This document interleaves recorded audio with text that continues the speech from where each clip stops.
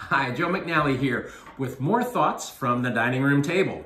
Okay, if you notice, I'm wearing a blue t-shirt today. I didn't want folks out there to think that I had nothing but black t-shirts, or during quarantine, I was neither changing my garments or showering. I'm doing both, at least occasionally, okay?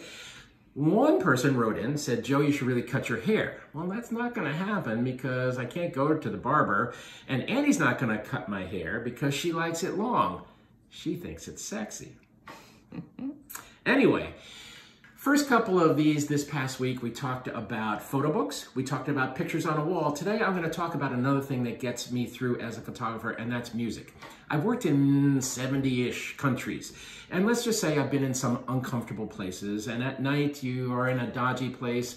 I put on my earphones, I drift into the world of music, and it gets me through. I find pictures in music, I find inspiration and energy. So here we go, very quickly. Just so you know where I'm coming from generationally, a long time ago, Glad All Over. My first album, these used to be called albums, LPs, vinyl, okay? I bought it for like $1.50 in Alexander's in White Plains. It was part of the British invasion, the Dave Clark 5.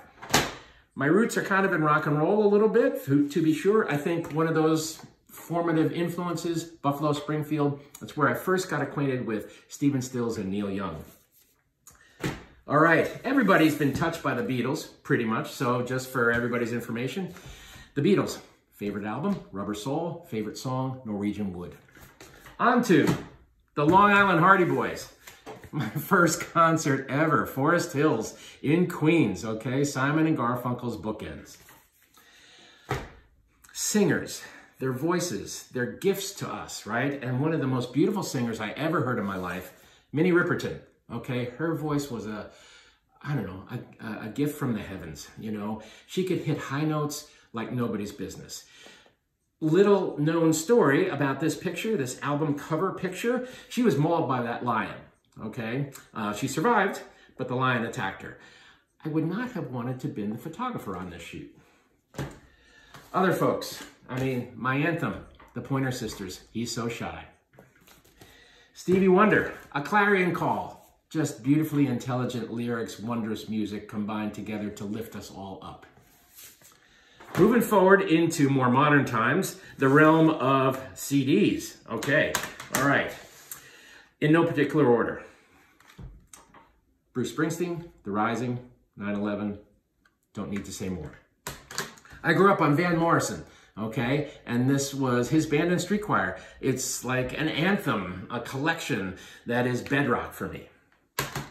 Alicia Keys, talk about a voice that's a gift from the heavens. Her song, Blended Family, is probably my favorite song for the last couple of years. Something I grew up on, Laura Nyro, singer-songwriter. Just a magnificent sense of the purpose of a song, which is to inspire and to uplift. Her song, Gonna Take a Miracle, was my anthem as a young photographer when I went to New York City. JT, my eyes still sting when I hear Fire and Rain. Marvin Gaye. Goodness me, was there any singer more beautiful than Marvin Gaye? Amazing.